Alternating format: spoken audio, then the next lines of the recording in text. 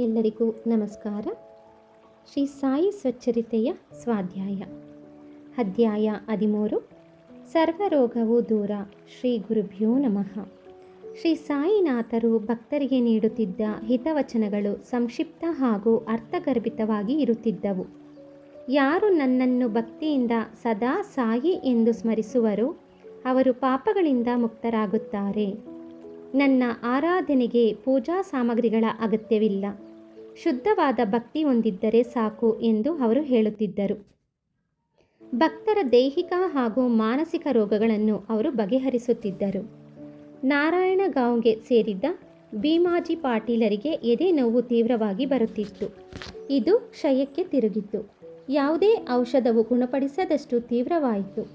ದಾರಿಗಾಣದ ಪಾಟೀಲರು ಬಾಬಾ ಅವರ ಭಕ್ತರಾದ ನಾನಾ ಸಾಹೇಬರನ್ನು ಕೇಳಿದಾಗ ಬಾಬಾ ಅವರಿಗೆ ಶರಣು ಹೋಗುವುದೊಂದೇ ಮಾರ್ಗ ಎಂದು ಸೂಚಿಸಿದರು. ನಾನಾ ಚಾಂದೋರಕರೊಡನೆ ಪಾಟೀಲರು ಶಿರಡಿಗೆ ಪ್ರಯಾಣ ಮಾಡಿದರು. ಬಾಬಾ ಅವರ ದರ್ಶನಕ್ಕೆ ಹೋದಾಗ ಇದೇನು ಈ ಕಳ್ಳನನ್ನು ಕರೆತಂದಿರುವೆ ಎಂದು ಶ್ಯಾಮ ಅವರಲ್ಲಿ ಹೇಳಿದರು. ನಂತರ ಸ್ವಲ್ಪ ಸಮಯದಲ್ಲೇ ಈ ಮಸೀದಿಯಲ್ಲಿ ಯಾರೇ ಕಾಲಿಡಲಿ ಅವರ ಕಷ್ಟಗಳು ದೂರವಾಗುತ್ತವೆ, ಈತನ ರೋಗ ಗುಣವಾಗುತ್ತದೆ ಎಂದರು. 5 ನಿಮಿಷಕ್ಕೊಮ್ಮೆ ರಕ್ತವಾಂತಿಯಾಗುತ್ತಿದ್ದ ಭೀಮಾಜಿಗೆ ಇದು ನಿಂತು ಹೋಯಿತು. ಅವರ ಆರೋಗ್ಯ ಸುಧಾರಿಸಿತು. ಶ್ಯಾಮ ಅವರನ್ನು ಭೀಮಾಜಿಯವರ ಮನೆಯಲ್ಲಿ ತಂಗುವಂತೆ ಹೇಳಲಾಯಿತು. ಆ ಮನೆಯ ಪರಿಸ್ಥಿತಿ ಅಷ್ಟೇನು ಒಳ್ಳೆಯದಾಗಿರಲಿಲ್ಲ. ಆದರೂ ಬಾಬಾವರ ಆಜ್ಞೆಯನ್ನು ಪಾಲಿಸಬೇಕಾಗಿತ್ತು. ಶ್ರೀ ಸಾಯಿಯವರು ಭೀಮಾಜಿಯವರ ಕನಸಿನಲ್ಲಿ 2 ಬಾರಿ ಕಾಣಿಸಿಕೊಂಡು ಅವರ ರೋಗವನ್ನು ಪೂರ್ತಿಯಾಗಿ ಗುಣಪಡಿಸಿದರು. ಮೊದಲ ಸಲ ಶಾಲೆಯ ಹುಡುಗನಿಗೆ ಪಾಠವನ್ನು ಒಪ್ಪಿಸದೇ ಇದ್ದುದಕ್ಕಾಗಿ ಶಿಕ್ಷೆ ನೀಡಿದಂತೆ ಹಾಗೂ 2ನೆಯ ದಾರಿ ಎದೆಯ ಮೇಲೆ ಕಲ್ಲುರುಳಿ ನೋವುಂಟು ಮಾಡಿದಂತೆ ಕನಸಾಯಿತು. ಭೀಮಾಜಿ ಅವರು ರೋಗಮುಕ್ತರಾಗಿ ಬಾಬಾ ಅವರಿಗೆ ನಮಸ್ಕಾರ ಮಾಡಿದರು.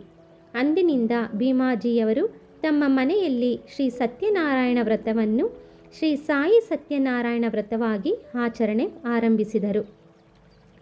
ಮಲೇರಿಯಾ ಆ ಕಾಲದಲ್ಲಿ ಗುಣವಾಗದೇ ಇರುವ ಭಯಂಕರ ಕಾಯಿಲೆಯಾಗಿ ಬಾಬಾ ಅವರ ಭಕ್ತರಾದ ಗಣಪತ ಶಿಂಪಿಯವರನ್ನು ಕಾಡಿಸಿತು. ಅವರು ದಾರಿಗಾಣದೆ ಬಾಬಾ ಅವರಲ್ಲಿ ಶರಣಾದರು. ಬಾಬಾ ಅವರು ಲಕ್ಷ್ಮೀ ದೇವಸ್ಥಾನದ ಮುಂದೆ ಒಂದು ಕರಿನಾಯಿಗೆ ಮೊಸರನ್ನವನ್ನು ಕೊಡು ಎಂದಷ್ಟೇ ಆಜ್ಞೆ ಮಾಡಿದರು. ಅವರು ಮೊಸರನ್ನವನ್ನು ಕರಿನಾಯಿಗೆ ನೀಡಿದಾಗ ಅದು ಸಂತೋಷದಿಂದ ಭಕ್ಷಿಸಿತು. ಶಿಂಪಿಯವರ ಮಲೇರಿಯಾ ಕೂಡಲೇ ಗುಣವಾಯಿತು.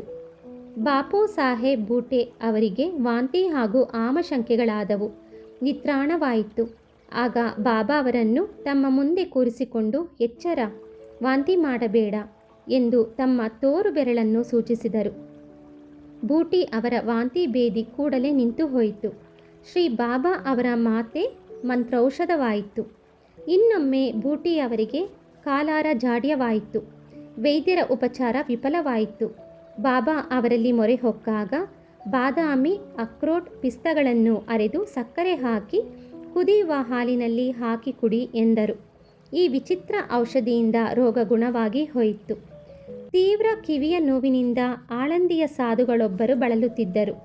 ಬಾಬಾ ಅವರ ದರ್ಶನ ಪಡೆದಾಗ ಅವರು ದೇವರು ಒಳ್ಳೆಯದನ್ನು ಮಾಡುತ್ತಾನೆ ಎಂದು ಹೇಳಿದರು. 1 ವಾರದ ನಂತರ ಅವರ ಕಿವಿ ನೋವು ಮಾಯವಾಯಿತು. ಒಮ್ಮೆ ಕಾಕಾ ಮಹಾಜನಿ ಅವರಿಗೆ ಅತಿಸಾರ ರೋಗ ಬಂದಿತ್ತು. ಬಾಬಾ ಅವರಿಗೆ ಇದು ತಿಳಿದರೂ ಸುಮ್ಮನಿದ್ದರು. ಒಮ್ಮೆ ಮಸೀದಿಗೆ ಕಲ್ಲು ಮಂಚ ಹಾಕುವಾಗ ಬಾಬಾ ಉದ್ರಿಕ್ತರಾದಂತೆ ಕೂಗಿಕೊಂಡರು. ಎಲ್ಲರೂ ಹೆದರಿ ಓಡಿದರು. ಕಾಕಾ ಮಾತ್ರ ಅಲ್ಲೇ ಇದ್ದರು. ಆಗ ಬಾಬಾ ಅವರು ಅಲ್ಲಿ ಯಾರೋ ಬಿಟ್ಟು ಹೋಗಿದ್ದ ಕಡಲೆಕಾಯಿ ಚೀಲವನ್ನು ಒಂದು ಹಿಡಿ ಕಡಲೆಕಾಯಿ ತಿಂದು ನೀರು ಕುಡಿದಾಗ ಅತಿಸಾರ ಮಾಯವಾಯಿತು. ಕಾಕಾ ಮಹಾಜನಿ ಅವರು ಕಲ್ಲು ಮಂಚ ಹಾಕುವ ಕೆಲಸವನ್ನು ಮತ್ತೆ ಎಂದಿನಂತೆ ಮಾಡಲಾರಂಭಿಸಿದರು. ಹಾರ್ದಾ ಗ್ರಾಮಕ್ಕೆ ಸೇರಿದ ದತ್ತೋಪಂತರು 14 ವರ್ಷಗಳಿಂದ ಹೊಟ್ಟೆ ನೋವಿನಿಂದ ನರಳುತ್ತಿದ್ದರು. ಯಾವ ಔಷಧಿಯೂ ಗುಣ ಮಾಡಲಿಲ್ಲ. ಆಗ ಅವರು ಬಾಬಾ ಅವರ ಮಹಿಮೆ ತಿಳಿದು ಶಿರಡಿಗೆ ಬಂದರು. ಬಾಬಾ ಅವರು ದತ್ತೋಪಂತರನ್ನು ದಯೆಯಿಂದ ನೋಡಿ ತಲೆ ಮೇಲೆ ಕೈಯಿರಿಸಿ ಆಶೀರ್ವದಿಸಿ ಉದಿ ನೀಡಿದರು. ಅಂದಿನಿಂದ ಅವರ ಹೊಟ್ಟೆ ಶೂಲೆ ನಿವಾರಣೆಯಾಯಿತು. ಶ್ಯಾಮ ಅವರು ಒಮ್ಮೆ ಹೊಟ್ಟೆ ನೋವಿನಿಂದ ನರಳುತ್ತಿದ್ದರು. ಬಾಬಾ ಅವರು ಸೋನಾಮುಖಿ ಕಷಾಯ ಕುಡಿ ಎಂದರು. ಅವರು ಹಾಗೆ ಮಾಡಲು ಅವರ ಹೊಟ್ಟೆ ನೋವು ಗುಣವಾಯಿತು. 2 ವರ್ಷಗಳ ನಂತರ ಮತ್ತೆ ಅವರಿಗೆ ಉದರಶೂಲೆ ಬಂದಾಗ ಬಾಬಾ ಅವರನ್ನು ಕೇಳದೆ ಕಷಾಯ ಕುಡಿದರು. ಈಗ ಅವರ ಹೊಟ್ಟೆ ನೋವು ಅತಿಯಾಯಿತು. ಮತ್ತೆ ಬಾಬಾ ಅವರ ದಯೆಯಿಂದಲೇ ಅದು ಗುಣವಾಯಿತು. ಕಾಕಾ ಮಹಾಜನಿ ಅವರ ಸಹೋದರ ಹಾಗೂ ನಾನಾ ಸಾಹೇಬರಿಗೆ ಬಂದ ಉದರಶೂಲೆಯನ್ನು ಬಾಬಾ ಅವರು ಸರಳ ನಿಯಮಗಳಿಂದ ಗುಣಪಡಿಸಿದ್ದರು.